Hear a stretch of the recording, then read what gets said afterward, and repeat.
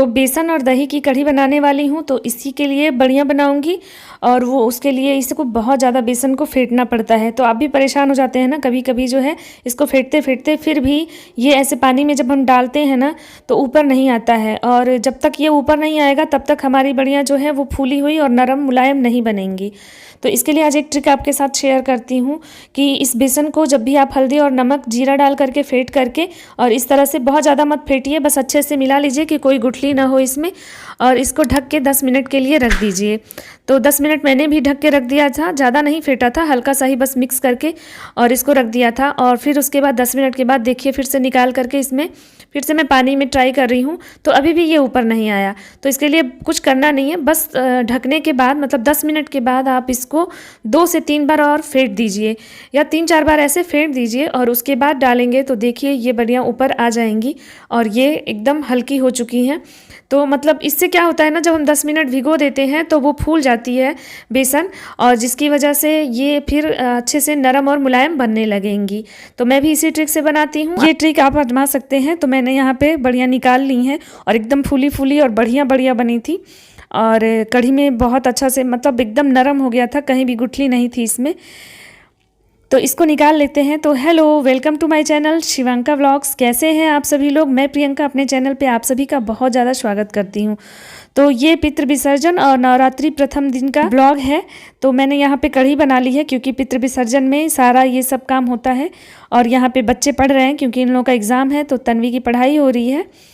और तन्मय जो है थोड़ा शरारत करते हैं। जब तक मैं फ्री ना हो जाऊँ ना तब तक तन्मय पढ़ने नहीं बैठते हैं। तो देखिए मेरे को देख के ये छुप रहा है और मैं इसको पकड़ के सोच रही हूँ बैठा दूँ पढ़ने के लिए, बट ये दादी के पीछे पीछे भाग रहा है और पढ़ेगा नहीं। ये जब तक मैं फ्री नहीं हो जाती तब तक ये नहीं पढ़ेगा। और मैं आज थोड़ा बिजी हूँ क्योंकि त्यौहार है, तो खाना पीना में थोड़ा टाइम लगेगा। तो कढ़ी मैंने बना ली है और इसके अलावा यहाँ बिना लहसुन प्याज के परवल की सब्ज़ी बनाऊँगी और थोड़ी सी भिंडी बनाऊँगी। तन्वी नहीं खाती हैं परवल, तो उनके लिए। तो फटाफट से सारा काम निपटा लेते हैं। और त्यौहार आ गया है अब, तो काम तो रोज़ कुछ न कुछ नया होता रहेगा। आज है पितृ विसर्जन और कल नवरात्रि का शुभारंभ होने वाला है। ये ब्लॉग हो सकता है लेट पहुँचे आपको, जैसा कि मैंने पिछले वीडियो में भी आपको बताया था कि थोड़ा सा बच्चों का एग्ज़ाम चल रहा है, तो मैं इसलिए बिज़ी रहती हूँ। बच्चों पर फोकस करना ज़्यादा ज़रूरी हो जाता है इस वजह से। तो जो मेन ओकेजनल व्लॉग्स होते हैं ना, मैं कोशिश करती हूँ कि भले 2-3 दिन लेट हो लेकिन आप लोग तक पहुँच जाए। तो इसलिए आज का व्लॉग मैं आपको 2-3 दिन लेट ही डालूँगी, बट आएगा ज़रूर। तो यहाँ पे मैंने भिंडी बना ली है और लहसुन प्याज तो अब आज से ही बंद हो जाएगा, मतलब पितृ विसर्जन से ही। और दशहरे के दिन से फिर हम लोग का लहसुन प्याज शुरू होगा। तो मैंने भिंडी भी मिर्च में ऐसे फ्राई कर लिया है और थोड़ा सा हल्दी, थोड़ा सा मसाला डाल करके, नमक डाल करके और इसको ढक दूँगी। तो ये अच्छे से पक जाएंगे और टेस्ट में बहुत ख़ास अंतर नहीं आता है, ठीक ही लगता है। तो बस ये दोनों सब्जियां बना लूँगी और इसके बाद कढ़ी भी बन रही है और चावल बनेगा, पूड़ी बनेगी। तो बहुत सारा खाना आज बनता है। और इधर देखिए सब्जी भी मेरी परवल वाली सीटी दे रही है, उधर कढ़ी भी पक रही है। अच्छा, कढ़ी को मैंने सबसे पहले फ्राई कर दिया था क्योंकि दही और बेसन वाली जो कढ़ी हम बनाते हैं बड़े डाल करके, इसको हम जितने देर तक पकाते हैं ना उसका टेस्ट उतना ही अच्छा आता है। तो काफ़ी देर तक मैंने भी पकाया था और इसलिए सबसे पहले कढ़ी को ही फ्राई किया था, बाद में सारी चीज़ें बनाई थी। तो सब एक साथ तैयार हो गया यहाँ पे और मैं अब खाना लगा दे रही हूँ। तो सबसे पहले अपने पितृ लोगों को खाना निकलता है, तो यहाँ पे मैं सारा खाना लगा दी हूँ और अभी ये आएंगे नहा धो करके, तो ये खाना निकालेंगे। और इसके बाद पितृ विसर्जन वाला हमारा त्यौहार तो बन जाता है ऐसे ही। और बच्चों का एग्ज़ाम है तो उन लोगों को थोड़ा सा पढ़ाना लिखाना है, तो पूरा ही खाना निकलता है। एक लोग को खाने के बराबर खाना निकालना चाहिए। तो मैंने ऐसे प्लेट लगा दिया है और अब बस इसके बाद हम लोगों का भी सबका खाना पीना होगा पितृ लोगों को खिलाने के बाद। और तो थोड़ा इस समय बिजी स्केड्यूल चल रहा है क्योंकि बच्चों का एग्ज़ाम्स है, तो ज़्यादा फोकस मैं उन पे करती हूँ इस समय। और यहाँ पे देखिए सबका खाना पीना हो चुका है, बच्चे भी खा ले रहे हैं। तो इसके बाद आज मेरी काम वाली जो हैं वो भी नहीं आएंगी शाम को, बोली कि उनको साफ़ सफाई करनी है, नवरात्रि की तैयारियाँ करनी है। तो मैंने बोला ठीक है भाई। तो बर्तन सारे मुझे ही धुलने थे, तो जब मुझे बर्तन धुलने होते हैं ना तो मैं इनको किचन में ही धुल लेती हूँ, बाहर नहीं निकालती हूँ, यहीं सिंक में खड़े खड़े धुल लूँगी। तो ढेर सारा आज बर्तन भी हुआ है क्योंकि त्यौहार है, तो थोड़ा खाना एक्स्ट्रा भी बनता है।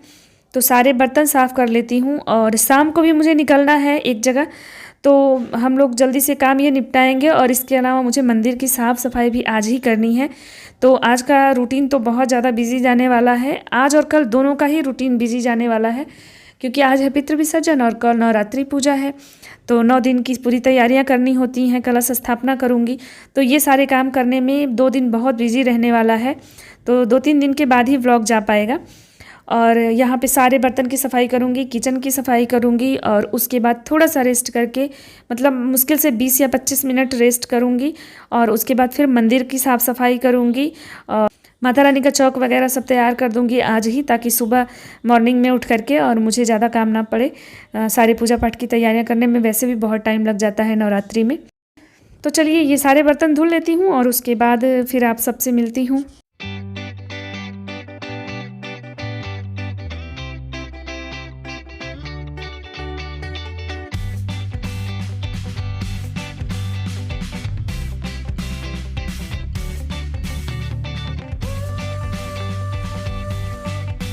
अच्छा, जब हम लगातार कोई काम करते रहते हैं, मन ना हो तब भी, और कई साल तक एक ही काम करते रहिए, तो धीरे धीरे उस काम में मन लग जाता है।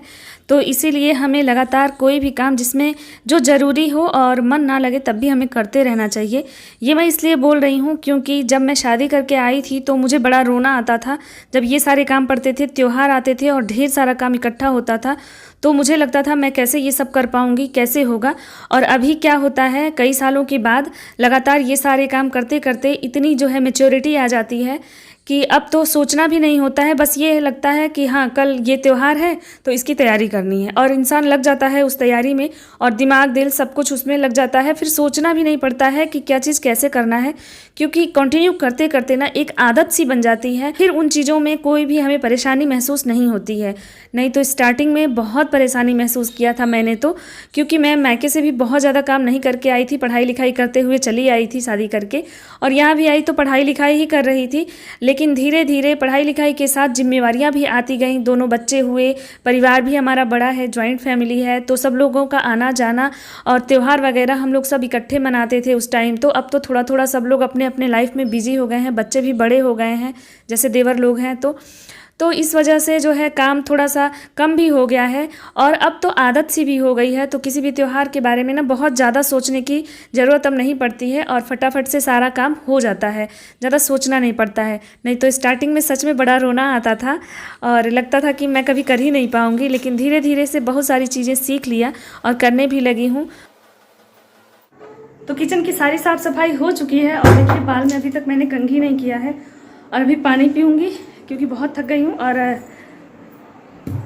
अभी मंदिर की सफाई करनी है, और उसके बाद एक जगह शाम को हमें निकलना भी है। तो ये सारा काम तो हो गया, और देखिए अभी तक बाल में कंघी नहीं किया, गीला था ऐसे बांध के थी, तो अभी खोला है और अब बाल ठीक करूँगी। और थोड़ा सा रेस्ट करने के बाद फिर मैं मंदिर की सफाई करूँगी, और उसके बाद शाम को हमें निकलना भी है। तो चलिए।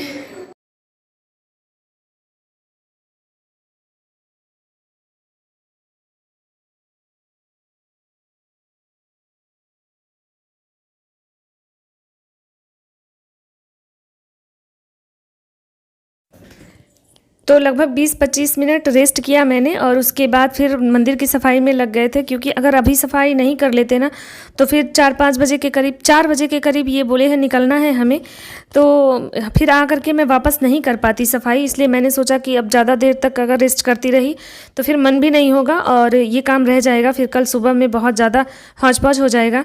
तो फिर उठ गई थी और आ करके मैंने सोचा कि मंदिर साफ़ कर लेती हूँ अच्छे से।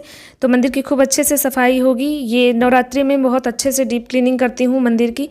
आप लोग पहले से अगर जुड़े होंगे तो आप जानते होंगे, हर नवरात्रि में मंदिर को खूब अच्छे से मैं साफ़ सुथरा करती हूँ। वैसे तो सप्ताह में या महीने में जो सफाई होती है वो इतने अच्छे से नहीं होती है, थोड़ी बहुत सफाई तो चलती रहती है, बट अच्छे से सफाई नवरात्रि में करती हूँ। तो अभी पूरे मंदिर को खाली कर दिया है और उसके बाद पूरे ही मंदिर को खूब अच्छे से मैं साफ़ कर रही हूँ। और इसके बाद सारा सामान लगा दूँगी। बहुत सारा सामान फालतू भी इकट्ठा हो जाता है तो उसको भी डिक्लटर कर दूँगी, और इस तरह से मंदिर को थोड़ा सा सजा भी दूँगी नवरात्रि के लिए, क्योंकि कल सुबह स्थापना करना है कलश का। तो लगभग 1:30 से 1:45 बजे के करीब मैंने मंदिर की सफाई शुरू की थी, और मुझे लगभग 1.5 से 2 घंटे लग भी गए थे, मतलब लगभग 3:30 बजे मैं फ्री हुई। तो उसके बाद मैं तैयार होने चली गई और यहाँ पे देखिए सारा कुछ साफ़ सुथरा हो गया है और माँ की चौकी लगा दी है मैंने। तो कल सारा और सजावट होगा और पूजा पाठ जो करना होगा वो होगा। तो ये सारा मंदिर का भी मैंने काम कर लिया, सारे भगवान लोगों को साफ़ कर दिया है, सबको अच्छे से साफ़ सुथरा करके और यहाँ पे अच्छे से लगा दिया है। तो अब कल नवरात्रि का हमें इंतज़ार रहेगा और फिर उसके बाद तैयार होकर के हम लोग निकल चुके हैं। हम एक इनविटेशन में जा रहे हैं। पिछले हफ्ते हम लोग जहाँ गए थे बाटी चोखा की पार्टी करने, मतलब मेरे छोटे मामा जी के यहाँ, तो वहाँ पे कुछ डिमाइस हुआ है, इस वजह से जा रहे हैं।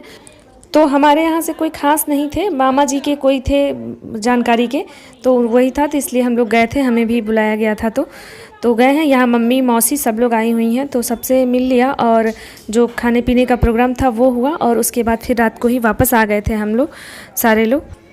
यहाँ देखिए मम्मी मौसी सब लोग बैठी हुई हैं। 2 मौसी लोग आई हैं, बड़ी वाली मौसी तो नहीं आ पाती हैं क्योंकि कमर से दिक्कत है, और ये सिस्टर है छोटी वाली। तो सब लोग बैठ करके बातें कर रहे हैं और खा पी के फिर हम लोग घर निकल आए। तो आज है नवरात्रि का पहला दिन और बच्चे लोग स्कूल चले गए हैं और मैं यहाँ पे पूजा पाठ कर रही हूँ। कलश स्थापना मैंने कर दिया है। तो माता रानी के आगमन और नवरात्रि की आप सभी को ढेर सारी शुभकामनाएं। और आई होप आज का व्लॉग आप सबको अच्छा लगा होगा। व्लॉग अच्छा लगा है तो लाइक कर दीजिएगा और चैनल पे नए हैं तो सब्सक्राइब कर लीजिएगा। फिर जल्दी ही नए वीडियो में मिलते हैं, तब तक के लिए thank you, thanks for watching, bye bye, happy Navratri.